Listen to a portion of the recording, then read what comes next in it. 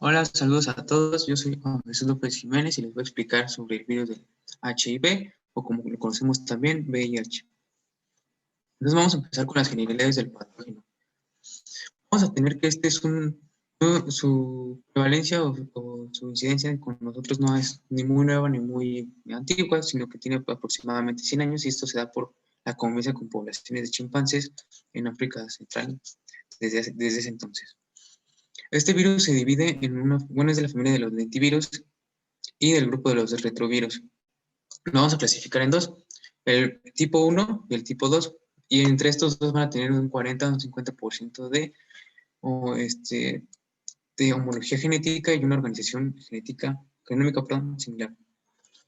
La alta prevalencia del HIV-1 nos va a hacer hablar, bueno, es del que vamos a hablar en esta participación y es el que nos está causando la pandemia mundial del SIDA. El tipo 2 también puede producir esta enfermedad, pero es menos patogénico y menos transmisible. Y aparte porque se encuentra confinado a zonas de África Occidental. Vamos a tener que entonces, volviendo al tipo 1, al HIV tipo 1, que se va a dividir en grupos M, O, N, y el M es el que vamos a tener, del que vamos a hablar más porque va a tener subtipos A, B, C, D, F, G, H, J y K. Estas son cepas recombinantes y las vamos a conocer como formas recombinantes circulantes del virus. El virus tipo, el HIV-1, grupo M, es el responsable, como les decía, ya hablando más específicos, de la pandemia de SIDA.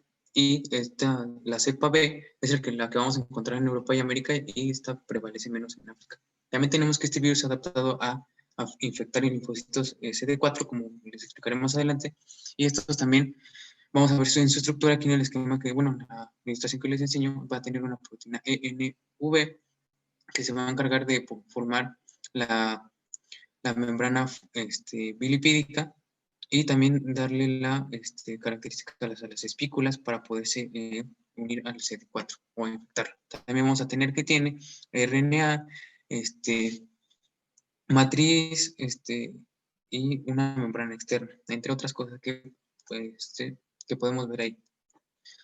Pero vamos a hablar de la estructura. La estructura es, de este virus vamos a tener que tiene una forma esférica, como vemos en la imagen, con un diámetro de 100 a 120 nanómetros. Va a poseer una bicapa lipídica, como les había mencionado, que va a tomar de la célula huésped gracias a la proteína que les mencioné también. Y en esta envoltura externa se van a insertar y en esta membrana lipídica se van a insertar glicoproteínas virales GP120 y GP140. Estas van a estar asociadas con un enlace no covalente en la superficie de nuestro virus. Y aquí tenemos en el esquema varias genes donde se encuentran proteínas en el virus y proteínas estructurales que van a ser como las que les estoy hablando, como la GP120, la GP41 y unas enzimas proteolíticas en la región gen POL, que es donde se van a codificar estas enzimas de nuestro virus. Ahora vamos a tener nuestros factores de patogenicidad. Vamos a empezar con que para que esto suceda tiene que existir un tropismo del virus por las células amiloides, los linfocitos T, que expresan los CD4. Vamos a tener entonces, aquí lo dividí en color azul y en uno de color negro para poder diferenciar las etapas del ciclo del virus. Son dos, entonces la primera va a ser la de color azul, ¿no? Entonces tenemos la entrada del virus a la célula mediante la interacción secuencial con dos receptores CD4 que van a interaccionar con los receptores de la quimiosina CSR5 y CXCR4. Una interacción inicial va a haber con estas glicoproteínas que les mencionaba, las 120, con los CD4, van a exponer un dominio B3 en las regiones adyacentes de la unión de GP120 y en los receptores de quimiosinas. Va a haber un cambio en la estructura de la GP41, la otra glicoproteína, y esta va a exponer una región N-terminal con un dominio hidrofóbico que se va a anclar en la membrana plasmática. Entonces vamos a tener que la unión al VIH de estas lectinas facilita e incrementa la infección de los linfocitos celulares.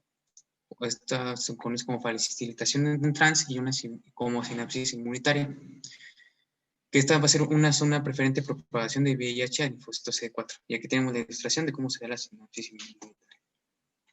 Aquí está lo que les decía, una interacción con CD4 con la glicoproteína y también la exposición del dominio de unión al receptor, cómo interaccionan y cómo hay un cambio conformacional de la glicoproteína. Vamos a después hablar que después de que se fusionan las membranas de la viral y la celular, se va a producir una internalización de la nucleocápside y de captación del genoma viral.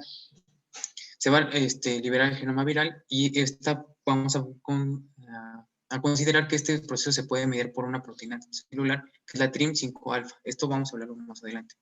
Se va a liberar el RNA en el citoplasma, va a iniciar la síntesis de DNA a partir de la RNA viral, o más bien una retrotranscripción, por la enzima transcriptasa inversa, y una vez sintetizado el DNA proviral, porque todavía está en este entonces es pro, se va a acoplar a factores celulares y virales, conocidos como, abreviados como BPR, van a formar un complejo de preintegración y este se va a transportar al núcleo. Esto se va a integrar en el genoma de nuestro hospedador y a partir de este proceso es cuando termina la fase 1. Empezamos con la segunda parte. Inicia la transcripción del provirus y va a importar aquí mucho las secuencias reguladoras en U3, TR, que se van a unir a nuestro promotor y van a aumentar la expresión génica de esto. Se va a activar el complejo transcriptacional primario con la RNA polimerasa 2. La proteína va a transportar el RNA al citoplasma, donde traduce a proteínas virales y formarán el virión gracias a la proteína viral, proteasa viral. La maduración se va a producir después, al final del ciclo. En este complejo, ya una nucleocápside, lo que va a hacer es que va a abandonar la célula y se va a llevar un fragmento viral, como hemos visto al principio. Una vez cuando se sintetizan las proteínas virales, para poder madurar y demás, y ensamblarse, van a participar otras proteínas del virus, como la VIF, PU y la proteasa viral. Había encontrado que la VIF puede aumentar la efectividad del virus hasta 1000 veces cuando ella tiene acción. Aquí está un esquema donde sintetiza todo lo que les digo. Ahora vamos a tener que, para los factores de esto, digamos, para poderlos evadir, el virus va a contar con varias cosas. Primero, que puede mutar y con esto alterar su antigenicidad y con esto evitar que pues se elimine. También va a poder mantener en las células en las que se encuentran una región privilegiada en el sistema inmunitario donde donde va también a estar en tejidos y no va a poder salir tan fácil de ahí. Y también lo que les mencionaba antes, que para infectar una especie determinada, los retrovirus deben de generar variantes de proteínas en la cápside y pueden, que le permitan eludir la TRIM5-alfa específica que les mencionaba antes, que es la que inhibe pues, el proceso. Bueno, ahora vamos a hablar de la transmisión. La transmisión, como hemos hablado, creo que ya muchos hemos escuchado alguna vez sobre esto, de que siempre se va a transmitir por mucosas o por sangre. Entonces vamos a tener varias. Por vía sanguínea, sexual y perinatal. Por sanguínea sería por transfusión de sangre y series hemáticas, compartir en cuanto, agujas entre personas que se drogan, por descuidos en la práctica o en el ambiente laboral, como un pinchazo con aguja, heridas abiertas, contacto con membranas mucosas, personal sanitario, que nunca falta que sale un chorro de alguna secreción que les llega a caer en los ojos o algo así, porque no siempre no se les brindan el equipo de protección adecuado. La transmisión sexual, pues relaciones sexuales anales y vaginales sin ningún tipo de protección. Y la perinatal, que sería por vía intrauterina, por periparto o por leche materna. Como nunca se va a transmitir, pues es como de contacto de persona a persona. Tiene que haber esa exposición a esa sangre, ¿no? Entonces vamos a tener un cuadro clínico ahora. Vamos a tener que varios estadios o en partes de la infección. La primera va a ser aguda, que son de 2 a 4 semanas de que se da la infección y vamos a tener síntomas generales como fiebre, inicios de faringitis, que van a ser sugestivos de un cuadro de nucleosis infecciosa. Van a haber otros síntomas como artralgias, mialgias, anorexia, pérdida de peso, erupciones, eritemas maculopapilares, urticaria, pérdida de cabello, náuseas, vómitos, etcétera. O sea, este tipo de signos y síntomas, pues lo que nos hacen es, pues no nos ayudan a tener un diagnóstico concreto, ¿no? Después pasamos al siguiente, que es una parte latente, que aquí encontré que muchas personas puede que no tengan ningún síntoma durante este periodo. Después vamos a pasar a la parte sintomática, que aquí ya es donde van a desarrollar infecciones leves o signos y síntomas crónicos o sugestivos incluso de alguna primera, por así decirlo, enfermedad oportunista, ¿no? Una infección oportunista.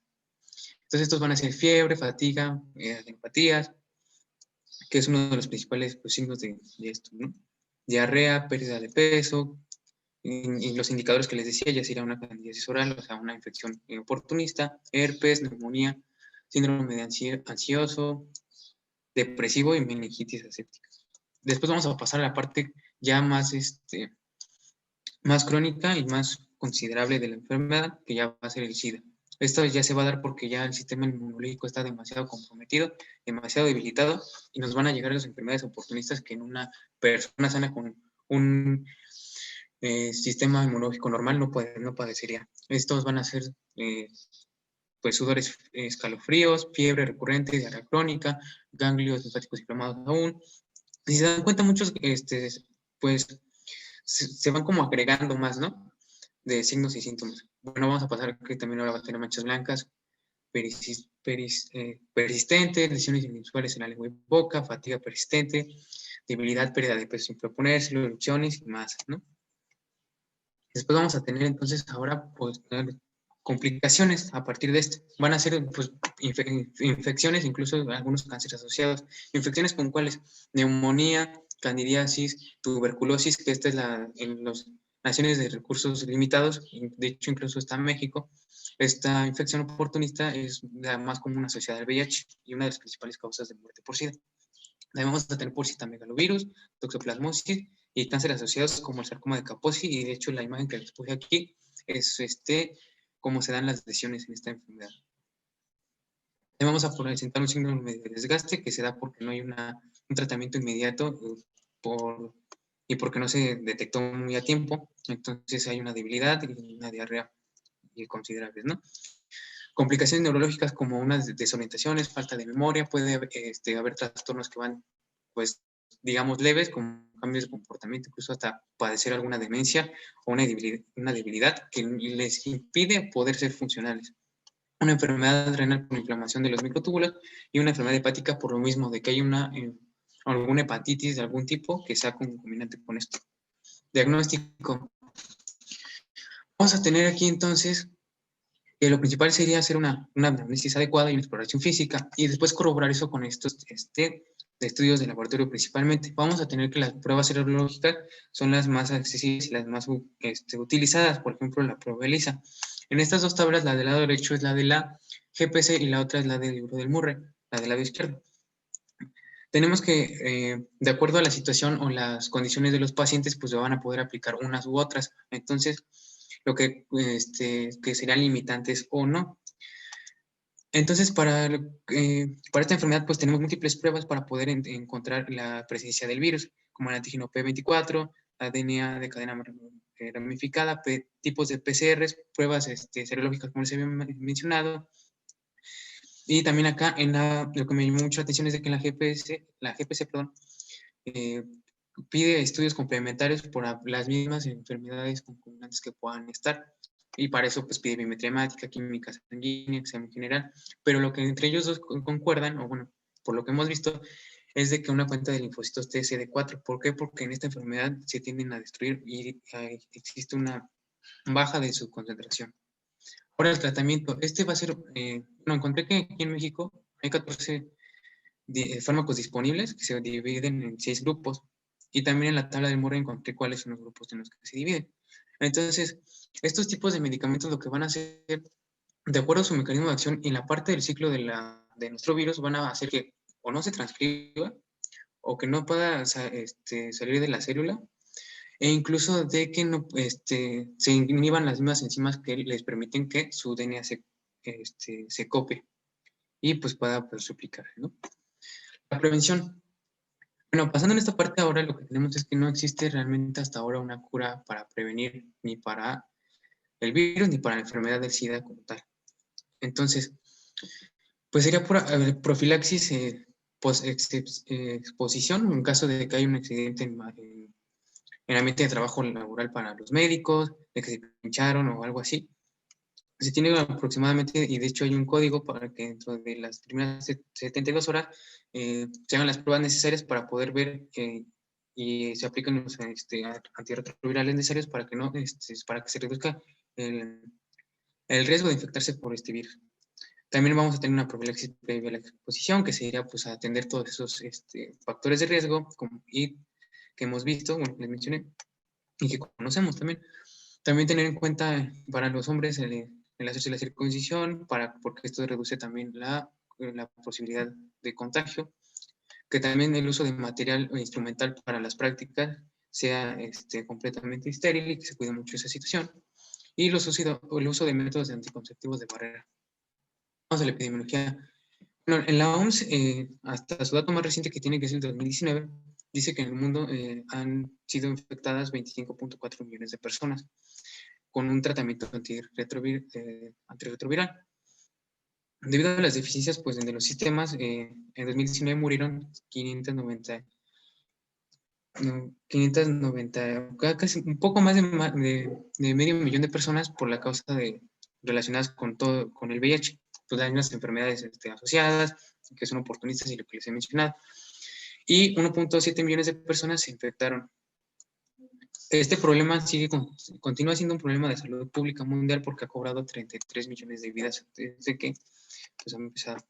Aquí en México, esta tabla me gustó mucho porque encontré la que es más actual. Y tenemos aquí en la del lado derecho una división por edad y por sexo. Tenemos que va desde menores de 1 año hasta mayores de 65. Y en ambos grupos, tanto hombres como mujeres, encontramos que la edad donde prevalecen más casos es de 30 a 34 años. Y tenemos que, en casos totales, tenemos actualmente 200,000, casi 1/4 de millón de casos, porque pues se han acumulado, ¿no? Y del lado izquierdo tenemos acabo de mencionar que, perdón, se me olvidó describir que desde el 83 al 2020 es que se están dando estos datos.